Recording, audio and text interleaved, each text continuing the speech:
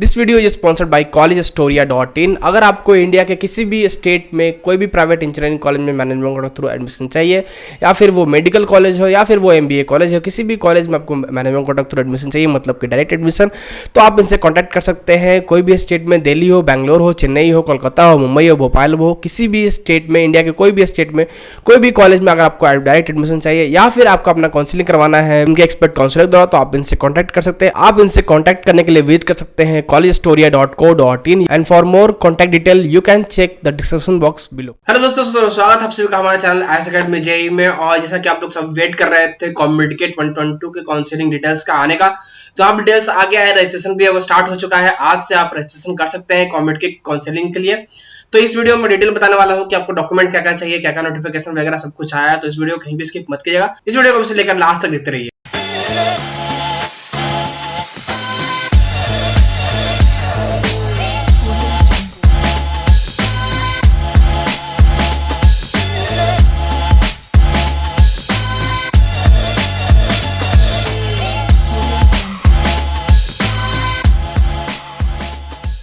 दोस्तों देखिए, अगर आप वेबसाइट देखिएगा कॉम्पिटिटिव का, तो वहां पर क्लियरली लिखा हुआ है now open competitive UG ET 2022 counselling registration for eligible candidates. आप एलिजिबल है तो आपके लिए रजिस्ट्रेशन आप कर सकते हैं, जो कि ट्यूसडे 19 जुलाई 2022 मतलब आज 5 PM से 5 बजे शाम से हो रहा है। और 12 अगस्त लास्ट डेट है आपका रजिस्ट्रेशन का काउंसलिंग के लिए, जो कि 12 अगस्त होगा 3 PM पे। ठीक है, 3 बजे शाम में 12 अगस्त को आपको क्लोज हो जाएगा इसका रजिस्ट्रेशन का, जो भी काउंसलिंग का रजिस्ट्रेशन है वो क्लोज हो जाएगा। नीचे क्या लिखा जा रहा है, candidates who have not yet received their 12th PUC standard marks card results can register now and upload their documents. मतलब आपका आने के बाद, जब भी आपका आ जाएगा 12 अगस्त से पहले आपका आ जाएगा आपका डॉक्यूमेंट, तो उस टाइम आप अपलोड कर सकते हैं। अभी आप रजिस्टर कर दीजिए सिर्फ। ठीक है, चलिए अब हम यहाँ पे देख लेते हैं और क्या नोटिफिकेशन आया हुआ है कि नोटिफिकेशन क्या क्या है हमारा इसके लिए काउंसलिंग। तो उस पर हम ध्यान देते हैं। नोटिफिकेशन में बेसिकली दिया गया है कि आपका 10+2 पे जो एलिजिबिलिटी क्राइटेरिया है वो 45% एग्रीगेट मार्क्स होना चाहिए। वो मैं डिस्कस करूंगा आगे काउंसलिंग प्रोसेस जो गाइड है उसमें। देखिए, तो यहाँ पे दिया गया click here for counselling quick process guide. तो मैंने इसको ऑलरेडी डाउनलोड कर रखा है। देखिए, अब इसको हम पढ़ते हैं क्या क्या यहाँ पे दिया गया है। सबसे पहले मैं इसको जूम कर लेता हूं। देखिए, सबसे पहले यहाँ पे लिखा हुआ है काउंसलिंग प्रोसेस क्विक गाइड है। ये आपको छोटा इसका ब्रीफ दिया गया है। ठीक है, तो इसको आप देख के पढ़ सकते हैं, पूरा डिटेल में आप पढ़ लीजिएगा। बट मैं इसका एक आपको ओवरव्यू दे देता हूं ताकि वीडियो लंबा ना हो, आप बोर ना फील करें। ठीक है, तो सबसे पहले लिया गया है who is eligible to participate in COMEDK के ऑनलाइन काउंसलिंग। कौन कौन एलिजिबल है, तो जिन्होंने अपना कॉमेड के एंट्रेंस एग्जाम दिया है। ठीक है, आपने अगर अपना कॉमेड के एंट्रेंस एग्जाम दिया है 2022 का, तो अगर आपके पास रैंक कार्ड है आपका, तो आप एलिजिबल है। दूसरा ये है कि आपको 12 पास होना चाहिए, 45% एग्रीगेट मार्क्स होना चाहिए PCM में। ठीक है, PCM में। और अगर आप कर्नाटका के हैं, आप SC ST OBC में आते हैं, तो आपको 40% चाहिए होगा। ठीक है, तो ये चीज मैंने पहले ही बोला है और हर एक वीडियो में जो भी मैं कॉलेज रिव्यू बनाता हूँ उसमें एलिजिबिलिटी क्राइटेरिया में बताता हूँ कि 45% अगर आप जनरल कैंडिडेट्स मतलब कर्नाटका के बाहर के हैं तो आप जनरल कैंडिडेट में आएंगे, तो आपके लिए 45% एग्रीगेट मार्क्स चाहिए होगा इसमें एलिजिबिलिटी के लिए। ठीक है, तो इससे आपको एलिजिबिलिटी क्राइटेरिया हो जाएगा।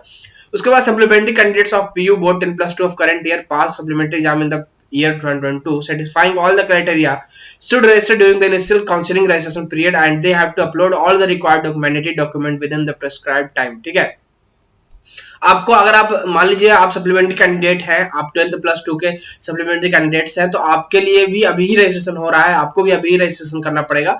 बट आपको जो डॉक्यूमेंट वगैरह अपलोडेशन जो भी होगा उसका एक अलग टाइम आएगा, उस टाइम आपको अपलोड करना पड़ेगा। बट रजिस्ट्रेशन आप अभी ही कर दीजिए। और जो रजिस्ट्रेशन फी इस ईयर का रखा गया है वो रखा गया है 2000 रुपीज। ठीक है, आपको 2000 रुपीज रजिस्ट्रेशन की फी के लिए पे करना पड़ेगा कॉमेड के को, जो कि नॉन रिफंडेबल होता है। ध्यान दीजिएगा, आपको इसको नॉन रिफंडेबल होता है। इसका और भी मैं क्राइटेरिया आगे बताता हूँ क्या होता है क्या नहीं होता है।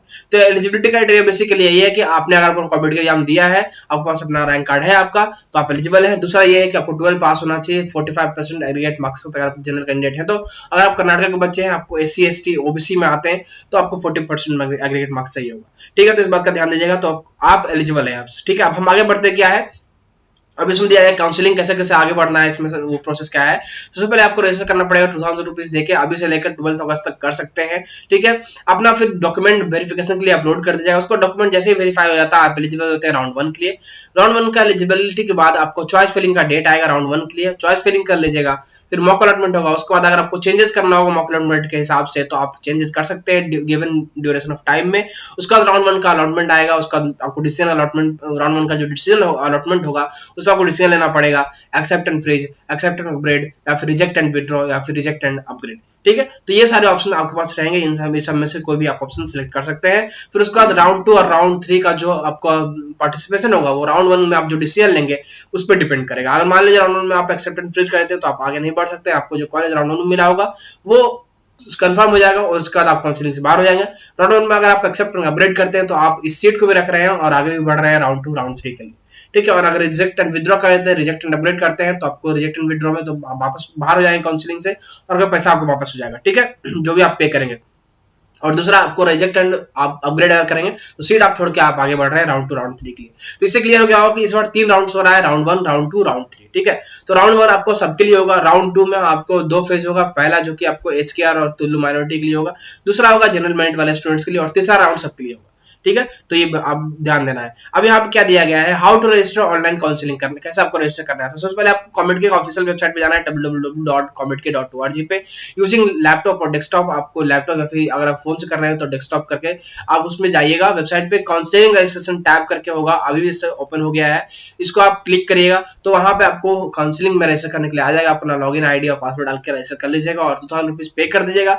उसके बाद डॉक्यूमेंट अपलोड टैब पे जाना है, फिर वहां डॉक्यूमेंट को अपलोड कर देना है। उसके बाद आपको वेरिफिकेशन के लिए वेट करना है। ठीक है, वेरिफिकेशन आपको 12 अगस्त के बाद होगा। वो आपको वेरिफिकेशन वो आपको कैसे दिखाएगा, तो या तो वो डॉक्यूमेंट सबमिटेड सबसे पहले दिखाता है कि आपने सबमिट कर दिया है तो वेबसाइट पे सबमिट हो गया है, तो वो दिखा देगा आपको। अगर आप मान लीजिए सबमिट सही से नहीं हुआ तो रीसबमिट बोलेगा, वहां पे रीसबमिट करके दिखाएगा तो आपको फिर से सबमिट करना पड़ेगा। फिर डॉक्यूमेंट अगर रीसबमिट आपने किया है तो रीसबमिटेड दिखाएगा। डॉक्यूमेंट अप्रूव, अगर आपका डॉक्यूमेंट अप्रूव हो गया, वेरिफिकेशन कंप्लीट हो गया, आपका डॉक्यूमेंट का अप्रूवल मिल गया, सही है आपका डॉक्यूमेंट, तो वहां पे डॉक्यूमेंट अप्रूव करके लिख के आएगा। डॉक्यूमेंट मान लीजिए आपको गलत है, रिजेक्ट होता है तो वहां पे डॉक्यूमेंट रिजेक्टेड करके आएगा। और अगर मान लीजिए अंडर रिव्यू रहता है तो फिर अंडर रिव्यू रहेगा। तो इसका मतलब होता है कि कॉलेज में जाने के बाद आपका रिव्यू होगा। ठीक है, तो इस बात को लेकर क्लियर रहेगा। तो ये सब कुछ क्राइटेरिया है यहाँ पे डॉक्यूमेंट्स का आप जमा करते हैं, उसके बाद आपको क्या क्या कैसे वेरिफिकेशन होता है, सब कुछ ये सब कुछ आप डिटेल में पढ़ लीजिएगा। Candidates whose document verification source document upload will only be considered for next step of choice filling. अगर आपका डॉक्यूमेंट एक बार अप्रूव हो जाता है तो आप काउंसलिंग में आगे बढ़ने के लिए रेडी हैं, आप आगे आने वाले राउंड्स में बढ़ने के लिए रेडी हैं, चॉइस फिलिंग कर सकते हैं और अपने वगैरह सब कुछ ले सकते हैं। मान लीजिए इनकेस आपका डॉक्यूमेंट रिजेक्ट हो जाता है तो इनकेस इनकरेक्ट और eligible documents are uploaded, your counselling and verification status may show a document rejected. Candidates whose document verification strategy is incomplete, rejected, will not be able to participate in further process. अगर मान लीजिए आपका document reject हो जाता है एक बार तो आप आगे के प्रोसेस के लिए, आप आगे के चॉइस फिलिंग के आगे के काउंसलिंग के प्रोसेस के लिए आप एलिजिबल नहीं होते हैं, आपको आगे बढ़ने नहीं दिया जाएगा। तो बहुत ध्यान से आप अपना डॉक्यूमेंट अपलोड कीजिएगा, एकदम पढ़ के क्या क्या अपलोड करना है और ओरिजिनल डॉक्यूमेंट अपलोड कीजिएगा, फेक डॉक्यूमेंट बिल्कुल भी अपलोड मत कीजिएगा अगर आपको सीरियसली इस कॉमेडी के काउंसलिंग में पार्टिसिपेट करना है तो। वरना अगर सीरियस नहीं है तो प्लीज आप पार्टिसिपेट ही मत कीजिए। ठीक है, बाकी सारे बच्चों को यहाँ पे अपॉर्चुनिटीज दीजिए। ठीक है, तो ये आपको करना पड़ेगा। बाकी मैंने बता ही दिया कि अगर आपका अंडर रिव्यू रहता है तो आपको जाके वहां पे कॉलेज में जैसे जाएंगे एडमिशन के टाइम पे वहां पे आपको अपना जो है करवाना पड़ेगा आपका डॉक्यूमेंट वेरिफिकेशन। ठीक है, तो वहां वेरिफिकेशन रहता तो फिर एडमिशन होगा, वरना फिर नहीं। अब डॉक्यूमेंट क्या क्या चाहिए होगा जनरल स्टूडेंट्स के लिए, आप दिया गया जनरल मेरिट स्टूडेंट्स के लिए कि आपको अगर आप जनरल मेरिट है मतलब कर्नाटक के बाहर के हैं, आप जैसे बिहार के हैं, यूपी के हैं, मुंबई के हैं, इंडिया किसी भी अदर स्टेट से हैं, आप कॉमेडी के थ्रू जा रहे हैं बैंगलोर में पढ़ने के लिए, तो आपके लिए क्या क्या डॉक्यूमेंट चाहिए होगा। सबसे पहले आपको चाहिए होगा कैंडिडेट्स ओरिजिनल आईडी प्रूफ। ठीक है, उसमें सबसे बेस्ट आप आधार कार्ड दे दीजिएगा अपना। ठीक है, उसके बाद अगर आप नहीं देना चाहते आधार कार्ड तो पैन कार्ड दे सकते हैं, पासपोर्ट दे सकते हैं, वोटर आईडी कार्ड दे सकते हैं, ड्राइविंग लाइसेंस दे सकते हैं। तो मोस्टली जो बच्चे अभी जाते हैं पढ़ने कॉलेज में तो अभी इनिशियल फेज पे उनके पास passport, PAN, voter ID, driving licence नहीं होता है। ठीक है, तो बेसिकली मैं आपको रिकमेंड करूंगा कि आप आधार कार्ड दे दीजिएगा इसमें कैंडिडेट ओरिजिनल आईडी प्रूफ में। उसका डेट ऑफ बर्थ प्रूफ पूछेगा तो उसमें आपको डेट ऑफ बर्थ प्रूफ डालना है डॉक्यूमेंट, तो उसमें आप या तो आपके पास अगर बर्थ सर्टिफिकेट है तो वो डाल सकते हैं, वरना सबसे बेस्ट आपको 10th का एडमिट कार्ड रहेगा। ठीक है, 10th और 12th का एडमिट कार्ड दो भी आप दे सकते हैं। ठीक है, उसके बाद आपको पीयूसी मतलब 12th का स्टैंडर्ड का आपको मार्कशीट लगेगा, 12th का स्टैंडर्ड का मार्कशीट चाहिए होगा। फिर उसके बाद एडमिट कार्ड जो कि होगा आपको इसका कॉमेडी का जो आपका एडमिट कार्ड आपने रखा है उसको डालना है वहां पे। फिर इंप्रूवमेंट और सप्लीमेंट, अगर आपने इंप्रूवमेंट एग्जाम दिया है 12th में तो उसका आपको मार्क्स कार्ड डालना पड़ेगा। ठीक है, तो 12th का जो ओरिजिनल मार्कशीट होगा और इंप्रूवमेंट का जो मार्कशीट होगा दोनों को मिला के एक पीडीएफ बना के आप अपलोड करिएगा। ठीक है, और अगर मान लीजिए कर्नाटक के बच्चे हैं तो आपके पास ये भी अपॉर्चुनिटी है कि आपके पास रिजर्वेशन होता है, तो अगर आप कर्नाटक के बच्चे हैं आपके पास रिजर्वेशन है SC ST OBC का तो वो आपको सर्टिफिकेट डालना पड़ेगा, डोमिसाइल सर्टिफिकेट डालना पड़ेगा और फिर आपको कैटेगरी सर्टिफिकेट जो है वो आपको डालना पड़ेगा, तभी आपको 40% एग्रीगेट मार्क्स के लिए एलिजिबल होंगे आप। ठीक है। तो ये सारे डॉक्यूमेंट चाहिए होगा। डॉक्यूमेंट क्या क्या चाहिए होगा हमें? कैंडिडेट ओरिजिनल आईडी प्रूफ यानी कि आधार कार्ड, फिर आपको डेट ऑफ बर्थ सर्टिफिकेट मतलब आप 10th का एडमिट कार्ड या फिर 12th का एडमिट कार्ड दे सकते हैं, फिर 12th का मार्कशीट, आपने अगर मार्क्स इंप्रूवमेंट दिया दोनों मार्कशीट, वरना सिर्फ आपका जो मेन एग्जाम होता है 12th का मार्कशीट, उसका मार्कशीट दीजिएगा, फिर एडमिट कार्ड दीजिएगा कॉमेडी का, उसके बाद इंप्रूवमेंट और जैसे मैंने बताया, और बाकी कर्नाटक वाले बच्चों के लिए कि उनका डोमिसाइल सर्टिफिकेट चाहिए होगा, और दूसरा उनका कंट्री एग्री सर्टिफिकेट चाहिए होगा, ठीक है। और यहाँ पे दिया गया है हैदराबाद कर्नाटका रीजन के लिए एचकेआर और तुलु मराठवाड़ा वाले के लिए क्या क्या डॉक्यूमेंट चाहिए वो आप देख लीजिए अगर आप इस कैटेगरी से बिलोंग करते हैं तो, ठीक है। अब यहाँ पे दिया गया है राउंड वाइज स्टेजेस कैसे कैसे होंगे। तो राउंड 1 होगा पहले, फिर राउंड 2 होगा, राउंड 3 होगा। राउंड 1 में जनरल मेरिट और एचकेआर सीट्स के लिए होगा। राउंड 2 का फेज 1 जो होगा वो आपको एचकेआर सीट्स के लिए होगा। राउंड 2 का जो फेज 2 होगा वो जनरल मेरिट सीट्स के लिए होगा। राउंड 3 जो है जनरल मेरिट सीट्स के लिए होगा। तो राउंड 1 और राउंड 2 जो है आपको डिसीजन मेकिंग राउंड है, बाकी राउंड 3 जो है आपको डिसीजन मेकिंग राउंड नहीं है, इस बात का आप ध्यान दीजिएगा। आप अगर चाहेंगे राउंड 3 में जाके मैं विदड्रॉ कर लूं तो वो आप नहीं कर सकेंगे, तो इस बात का ध्यान दीजिएगा। तो वही सब चीज यहाँ पे दिया गया है, ठीक है। राउंड 1 में आप क्या अपग्रेड करते हैं, मान लीजिए एक्सेप्टेंस अपग्रेड करते हैं तो उससे आप आगे बढ़ सकते हैं। राउंड 2 में फिर अगर आप एक्सेप्टेंस अपग्रेड करते हैं तो उससे फिर आगे बढ़ सकते हैं।